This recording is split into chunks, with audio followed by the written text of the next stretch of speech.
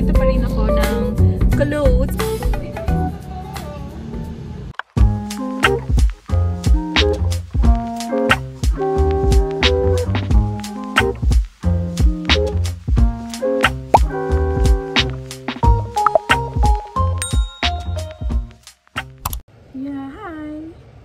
So, I'll be doing my makeup.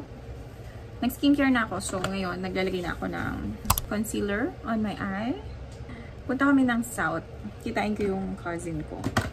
And then, after that, the concealer, magpa-powder na ako. Oddbo, this is Thailand, from Thailand. Mga makeup drugstore dun sa Thailand. So, by the way, this one have SPF+++ na rin. It's a fine and soft two-way powder. And ang gusto ko dito, meron na siyang salamin. May lalagyan siya ng sponge here. Ayan. Tingnan nyo, nahihitpan ko na siya. Malapit na siyang maubos. Super gamit na gamit ko to. Makapal talaga yung kilay ko. Ever since. Nagpapafix lang ako ng eyebrows ko every after 2 weeks. Or basta kapag medyo na siya. May mga tumutubo na banda dito. Havana color na blush. Ang ganda nito. Alam nyo ba, this one is from Thailand din. It's sa mga drugstore makeup sa Thailand. Mabilisang lang to, no? Makeup. So, kasi aalis na kami in few minutes kasi 1 o'clock na. Contour for the nose. And I'm gonna do like that lang. I'm using my finger. By the way, for the nose contour, ito yung ginamit ko. Sunny's Face Palisander. I'll be using this eye palette. Ito. Itong eye palette na to is from Bangkok din. From Thailand. This is Savannah Colors Pro Eye Palette. Ang ganda ng kulay niya, guys. This one, oh. Para siya yung Maybelline. Under my eyebrows, I put parang nude here. To lighten my eyebrows. And then, for my eyelids naman, ayan, light colors lang din. Dalawa yung mascara ko dito. Isang The Face Shop at isang Maybelline. Ito yung Hyper Curl.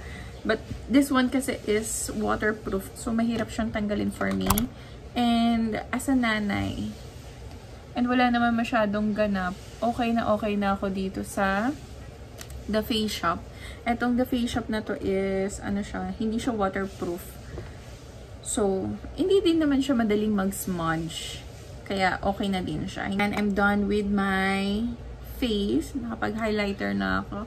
So, for the lips, nagli-lip gloss lang ako using BHC. So, this is my ever-trusty pink lipstick. This is from NYX. Ewan ko if meron pang ganito kasi ang tagal na din ito sa akin.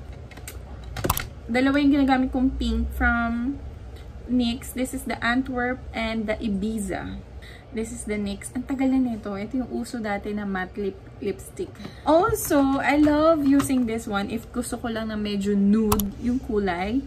This YSL na shade N10. Ang ganda nito, guys. Bigay lang to ng kapatid ko. So, ayan. Okay. We're done.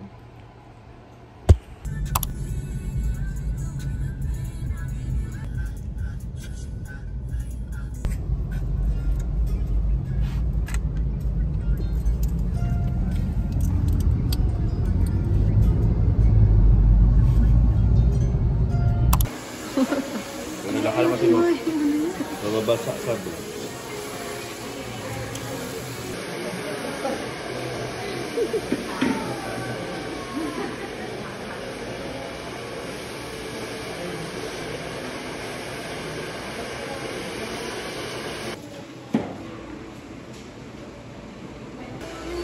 Ate's turn. Yan, gusto niya. First time niya first time nila magpasalamin.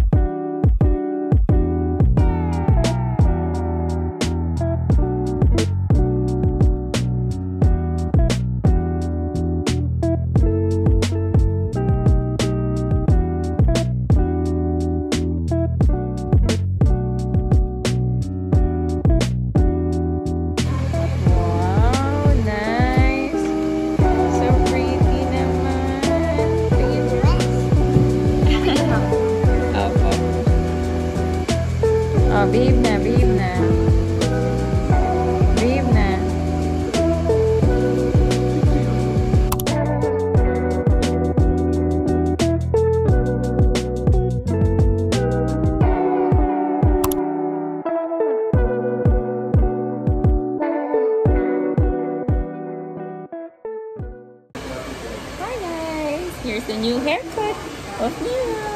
Yeah. You like it? Yeah. You're so pretty. I like your hair. Nandun pa si ate. Nagpapagupit pa siya. Tingin here. Look here. Wow, so pretty. Nice. Short hair na. Layer short hair. Ganda? Ayan, bumili sila ng TV.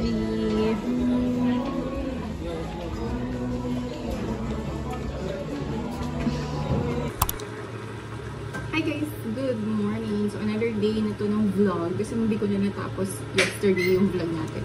So, ngayon nagluluto ako ng lunch natin. This is our lunch for... Kita niyo pa ba? So, this is our lunch. Nagluto ako ng pork binagoongan. Ayan, sinisimmer ko na lang siya para lumambot yung pork. And then, mag-reduce din siya ng water. Ayan.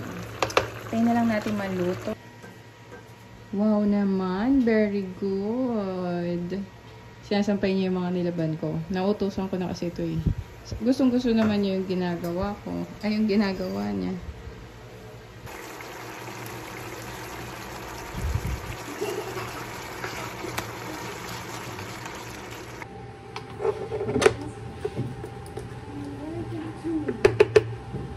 Okay na to.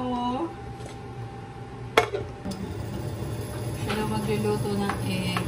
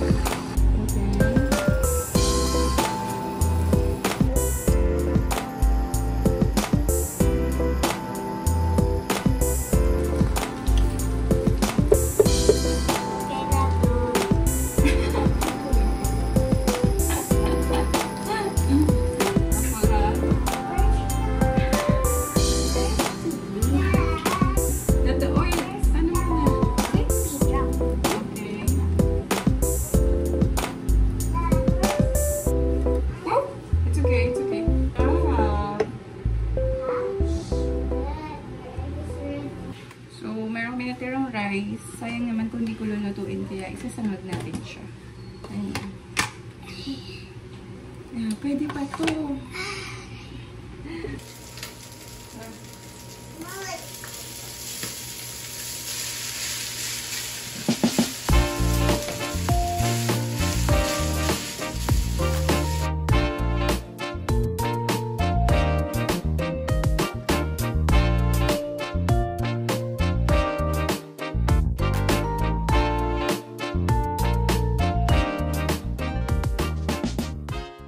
Let's eat! This is our brunch.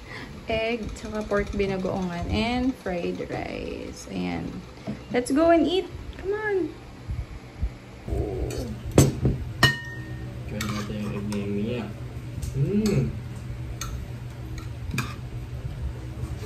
Yabaga. Can I taste your egg? Is it yummy? Or this is for Jesus' name. Amen.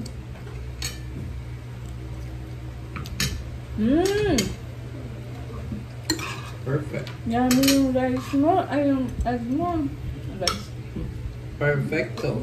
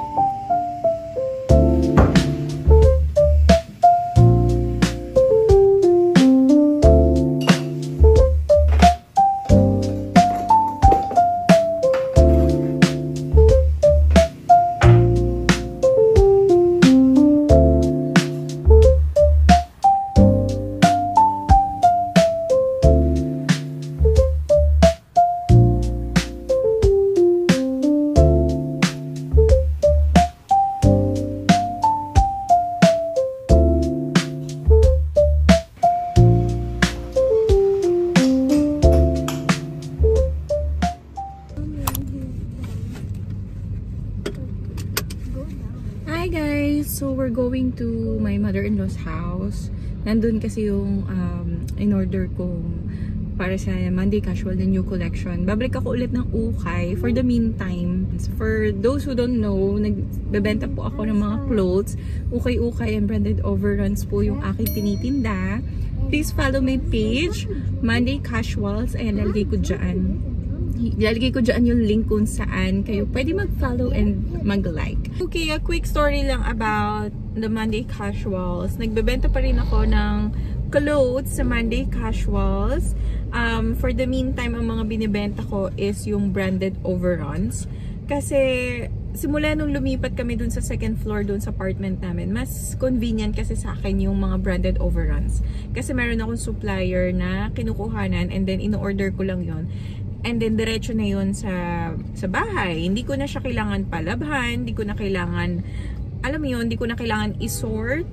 Kasi maayos na siya. Branded overruns na siya. Like brand new. Ganon.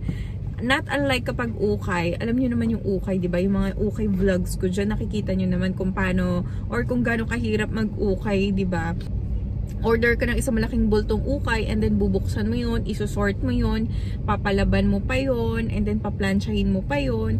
So, medyo inconvenient na for me, lalo na nandun kami sa second floor and maliit lang yung space namin sa apartment. Kaya, nag-shift ako ng konti, nag-branded overruns ako. Okay din naman yung branded overruns. Maganda din siya. Kasi yung mga branded overruns, alam niyo naman yung mga knock-off like top grade quality ng, or class A ng mga original brands. Ganun siya.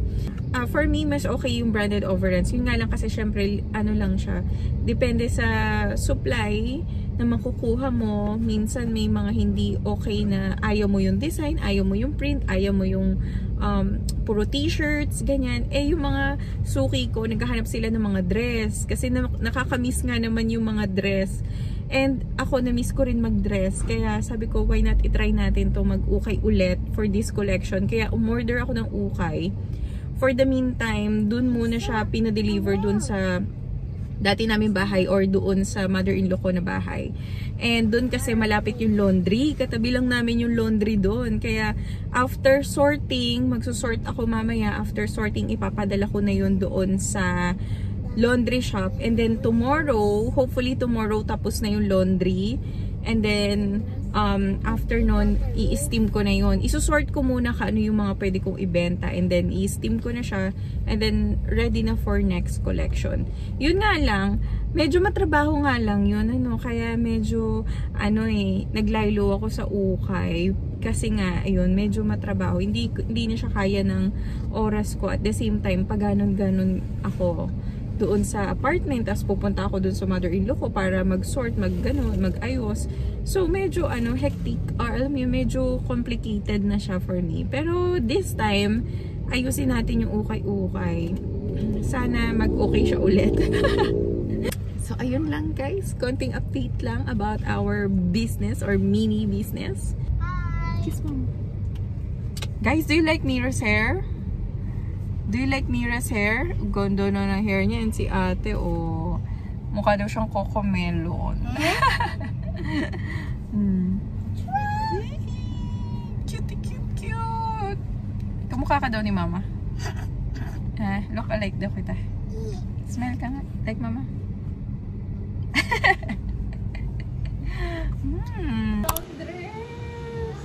Wait, na-miss ko to.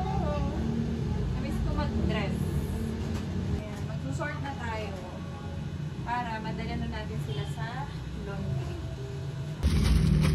Okay, tapos na ako mag-sort. Ito yung mga na-sort ko na clothes for laundry. Dadali na ni Daddy. And ito naman yung na-sort kong clothes na na pwede natin ipamigay. Maayos pa to. Kasi iba kasi yung old na yung itsura. Yung mga design, oldies na or iba, maliliit. Ayan, papamigay na lang namin yan.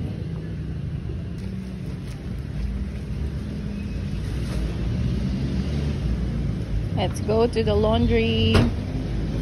Guys, sobrang lapit lang ng laundry sa amin. Ayun lang, kabilang kanto. Labas lang ng gate ka. Labas lang ng gate ng subdivision. Tapos, ayan na siya. LMN Laundry. So, okay kami dyan dati. Ngayon na lang ulit. Hanap na nga tayo ni Tita Mercy, may-ari. At dati na nagpapalo. Ayan na siya. Balik kami ng Genesis. Ito yung sikat na pandesalan sa Marikina. Ayan siya.